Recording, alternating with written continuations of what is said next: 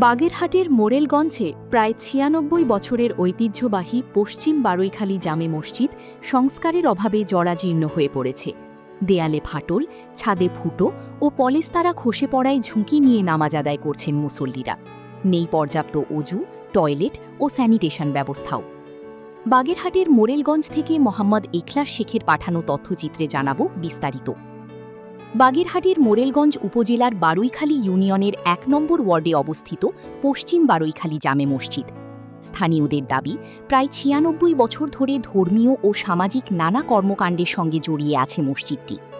তবে দীর্ঘদিন সংস্কার না হওয়ায় বর্তমানে মসজিদটির অবস্থা নাজুক। দেয়ালের বিভিন্ন স্থানে দেখা দিয়েছে ফাটল, ছাদ ও ছাউনির বিভিন্ন অংশ ফুটো হয়ে গেছে। কোথাও কোথাও খসে পড়ছে পলেস্তারা। বৃষ্টি হলেই ছাদ দিয়ে পানি পড়ে ভিজে যায় নামাজের স্থান। ফলে বাধ্য হয়েই ঝুঁকি নিয়ে নামাজ আদায় করছেন মুসল্লিরা।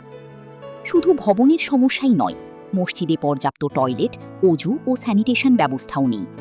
এতে সবচেয়ে বেশি দুর্ভোগে পড়ছেন বয়স্ক মুসল্লি ও দূরদূরান্ত থেকে আসা মানুষ। আমাদের মসজিদটা ১৯৩০ সালে প্রতিষ্ঠিত। ১৯৩০ সাল থেকে অদ্যাবধি এই মসজিদের গভর্নমেন্ট কোনো অনুদান আমরা আসলে তেমনভাবে পাইনি। যেটুকু আমরা মসজিদের উন্নয়ন করছি আমাদের গ্রামের মুসল্লিদের সার্বিক সহযোগিতার মাধ্যমে।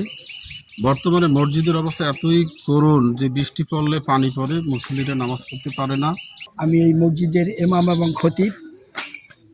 দীর্ঘ বছর পর্যন্ত আমি এখানে এই মসজিদের খেদমত করতেছি।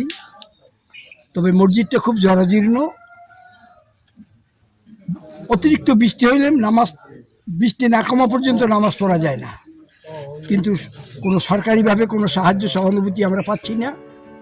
স্থানীয় মুসল্লিদের দাবি, প্রায় ১০০ বছরের কাছাকাছি পুরনো এই ঐতিহ্যবাহী মসজিদটি রক্ষায় দ্রুত উদ্যোগ নেওয়া হোক।